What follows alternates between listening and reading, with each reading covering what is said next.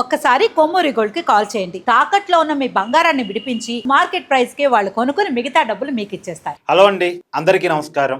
వినేవాడు ఉంటే ఈ ప్రపంచాన్ని నేనే క్రియేట్ చేశానని చెప్పొచ్చు. నమ్మేవాడు ఉంటే ఈ భూమిని నేనే కింద పెట్టానని కూడా చెప్పొచ్చు. వినేవాడు ఉంటే సూర్యుడిని ఆకాశంలో పెట్టింది నేనే అని కూడా చెప్పొచ్చు. అసలు ఈ కాలాన్ని నడిపించేది నేనే అని కూడా చెప్పొచ్చు. నమ్మేవాడు ఉండాలి, వినేవాడు ఉండాలి. ఇప్పుడు జగన్మోహన్ రెడ్డి గారు ఆ పరిస్థితుల్లోనే ఉన్నారు. రాష్ట్రానికి ఏ పరిశ్రమ వచ్చినా, రాష్ట్రానికి ఏ మేలు వచ్చినా అది నా వల్లే వచ్చింది, దానికి కారణం నేనే. భోగాపురం ఎయిర్పోర్ట్ నేనే కదా కట్టింది, పోలవరం ప్రాజెక్టు నేనే కదా కట్టింది, చివరికి ArcelorMittal నేనే కదా తెచ్చింది. నేను తీసుకొస్తే ఆ క్రెడిట్ అంతా చంద్రబాబు నాయుడు గారు తీసేసుకుంటున్నారు అని జగన్మోహన్ రెడ్డి గారు ఈ మధ్య కాలంలో పదే పదే మాట్లాడుతున్నారు. నాకు తెలిసి రేపు అమరావతి కట్టిన తర్వాత కూడా దానికి కారణం నేనే అని చెప్తారు. అమరావతి కట్టింది నేనే అని చెప్తారు జగన్మోహన్ రెడ్డి. నో డౌట్, రాసి పెట్టుకోండి. అమరావతి నా వల్లే నిర్మించబడింది, అసలు అమరావతిని ప్రపోజ్ చేసిందే నేను, అమరావతిలో పర్మనెంట్ ఇల్లు ముందు కట్టుకుందే నేను అని చెప్తారు. ఇప్పుడు ఈరోజు సాక్షి పేపర్ చూడండి. నిజానికి ఈరోజు సాక్షి పేపర్ని ఏమనొద్దు, ఎందుకంటే 18వ పుట్టినరోజు జరుపుకుంటుంది. పుట్టినరోజు నాడు ఏమనకూడదు, కాబట్టి సాక్షి పేపర్ ఏమనొద్దు. కానీ ఆ సాక్షి పేపర్ అధినేతను అందాం కొద్దిగా. ఇప్పుడు ఈరోజు అన్న కొన్ని నిజాలు రాయాలి కదండి, ఈరోజన్నా కొన్ని నిజాలు రాయాలి కదా. ఇక్కడ చూడండి, క్రెడిట్ దోపిడీ. ArcelorMittal తెచ్చింది జగన్ అయితే దాన్ని చంద్రబాబు నాయుడు తన ఖాతాలో వేసుకుంటున్నారని అద్దంకి కార్యకర్తల సమావేశంలో జగన్మోహన్ రెడ్డి గారు చెప్పుకొచ్చారు.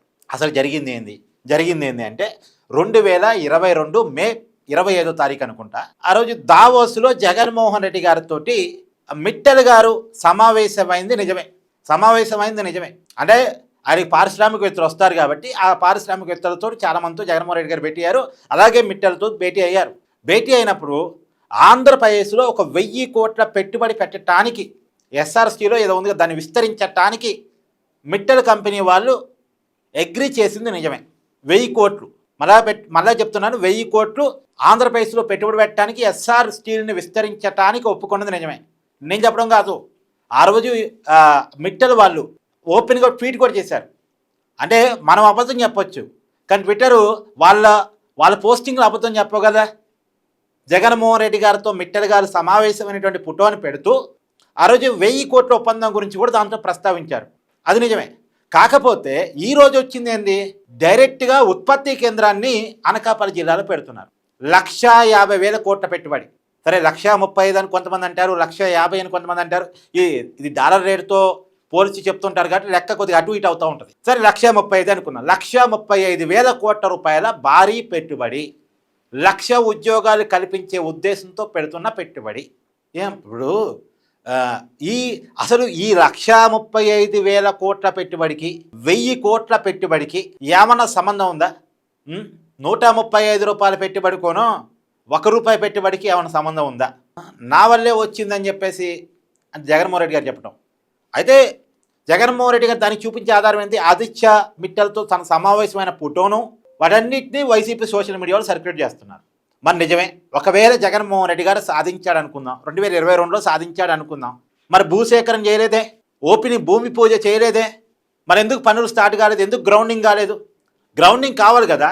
నిజంగా జగన్మోహన్ రెడ్డి గారే సాధించాడు అనుకుంటే గనక అది గ్రౌండింగ్ అయి ఉండాలి కదా. భోగాపురం ఎయిర్పోర్ట్ జగన్మోహన్ రెడ్డి గారికి కట్టుంటే ఆయన ఓపెన్ చేసుకుంటే అయిపోయేది కదా.